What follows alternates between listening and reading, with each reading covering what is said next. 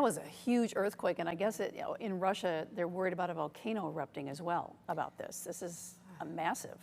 It is, and the thing is, even once the earthquake has happened, you can still get waves that fluctuate for the next 24 to 36 hours, sometimes upwards of 48 hours. So let me just break down really quickly what happened here. This is tied for the sixth strongest earthquake ever recorded. So what we have going on here is what we call a megathrust earthquake. So we have the Pacific plate here, and then there's a smaller plate here, the Okhotsk plate. So what happened here is the Pacific plate basically went underneath the Okhotsk plate, and that's what we call, again, as I said, a megathrust earthquake. So it forces one plate under the other. We call that subduction.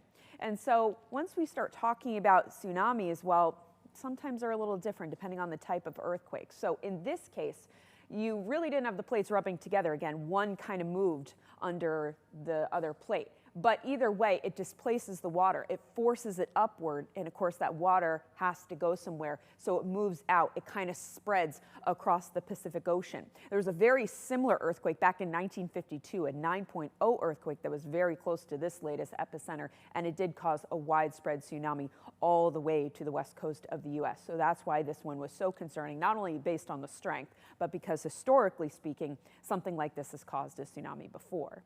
So here's a look at our satellite and radar composite where, closer to home, we are seeing lots of sunshine. That may not remain the case through the rest of the day. You can see that the Storm Prediction Center has us under a marginal risk for the possibility of a couple of isolated, strong, potentially severe thunderstorms that may produce some downpours, and we'll also watch out for some gusty winds. Of course, I'll let you know if any watches or warnings are issued.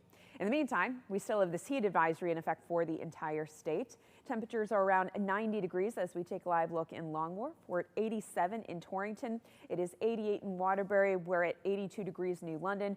Dew point's a little bit better out there today, but not great. We're still feeling that mugginess, and the heat index is right around 100 in Torrington. It's about 94 in Meriden, 94 here in New Haven.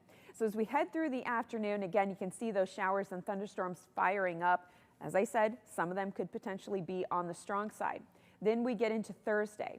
We'll be tracking more clouds. I think the morning is going to be dry, but by lunchtime, we are going to see some on and off showers and thunderstorms develop, and they will continue right through Thursday afternoon, Thursday night, all the way into Friday morning. So it is going to be a bit damp out there, to say the least, on Friday. And because we could see some bouts of heavy rain, that will lead to the possibility of some localized flooding. But look at these temperatures come down, especially by Friday. Highs will only be in the upper 60s.